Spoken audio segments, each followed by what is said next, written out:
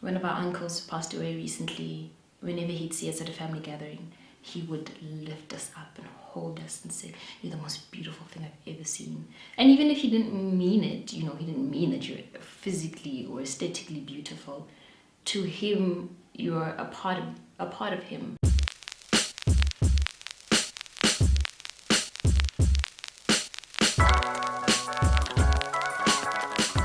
Okay, shall we get started then? Let's get started. All right. So, what does beauty mean to you? What's your definition of beauty? Beauty is a very strange thing because it's subjective. What it means to me, or I suppose the feeling that it invokes in me, is, I don't know, like a magnificent astoundingness. I don't know if that even makes sense, but it's sometimes shocking. It's something often that you can't believe is real. It's elements of many things put together to make something incredible. So it can be a sound, it can be an artwork, it can be a smell. It's so broad. I think that's what beauty means to me: broadness and variation. Absolutely. Can we start with the glasses? All right. So my next question is then, when do you feel you're most beautiful? Always. It's very strange. And it hasn't been long. It's only recent that I felt like that.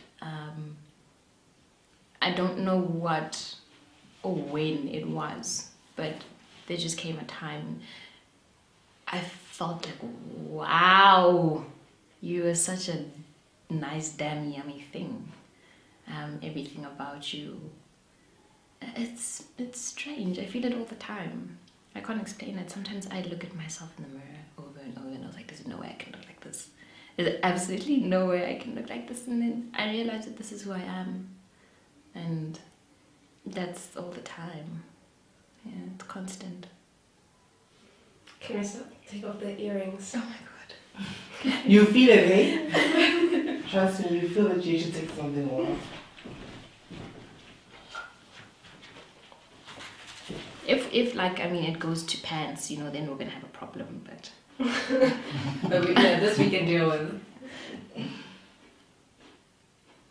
oops, is that coming up? Alright. Okay, can you tell us about a moment where you questioned your beauty or felt ugly?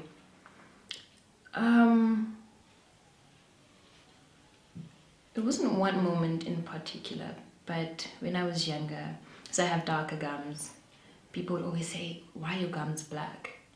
And I always thought that something was wrong with it. Like, I'm sick, I have gum disease, something like that. And my mom would tell me all the time, "You're actually being ridiculous, like stop." And eventually, that discovering the internet, I learned that this is how a lot of people are. And there was, I think, someone who asked me the same question last year, an adult, and it shocked me. Why? How can you be so daft as an adult? It almost triggered everything, but then I realized how stupid it was. And it wasn't coming from a place of being misinformed. It was someone trying to point out that your mouth is awful. Yeah, that kind of, it kind of hit me sideways. Yeah. Okay, so then can you share with us one of your first or earliest memories regarding beauty? Oh my god. The thing was, I didn't feel beautiful until maybe 2 or 3 years ago. So I'm not sure. I think I always knew that I was, good looking and all of that. But if there is one thing, maybe that isn't just one memory, but it was like a common occurrence. One of our uncles passed away recently. Whenever he'd see us at a family gathering, he would lift us up and hold us and say, "You're the most beautiful thing I've ever seen." And even if he didn't mean it, he didn't mean that you're physically or aesthetically beautiful. to him, you're a part of him, and the love that he has for you makes you seem beautiful, makes you seem like you're the greatest thing ever. That, I think, is one of the earliest things I can attribute, or to feeling beautiful or knowing what beauty was. And I see it a lot with my mom on my graduation. My mom was beaming. Oh God, I'm not gonna cry. She said to me when we got home, "I've never seen you like this. You know, with the makeup and the hair and the dress." And I hadn't noticed it before, but I see it now. Sometimes she looks at my sister and I, even my dad, and she's in awe of how incredible we are and that we're hers and we belong to her. How could she have made these people that, yeah. Oh, my heart. Let me laugh. We'll both need to keep it together. Yeah. So can we go for the lipstick? Oh God. I nearly didn't see this thing. I can't see anything.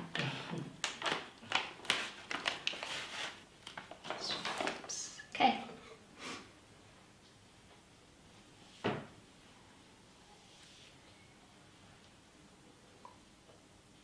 Okay, so if you could change one thing about yourself, what would that be and why?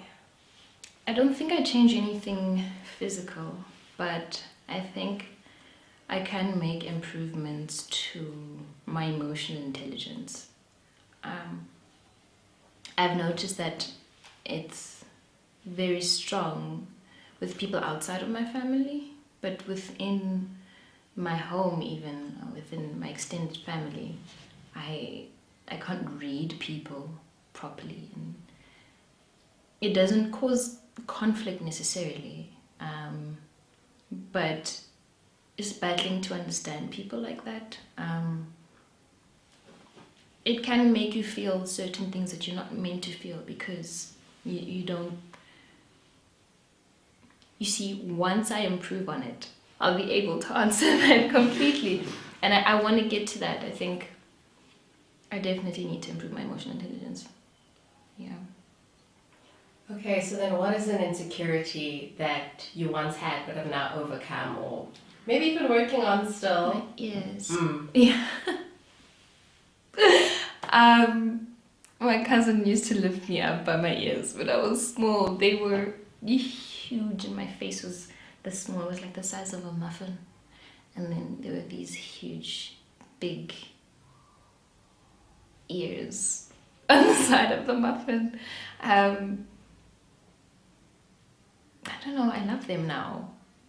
Everyone has big ears in my family. It's incredible to have inherited that kind of thing. It's a trait, genetic trait. I love it. Makes me stand out. Yeah. Okay, can we go for the eyes? For the eyes, oh my god. Am I taking that? Hey guys, Bokang here. So you've reached the end of part 1, but believe it or not, it does get better. So to check out part 2, click the video over here. If you want to subscribe and keep up to date with more videos like this, just click the little icon somewhere over here and yeah, enjoy. Alright, see you guys. Bye.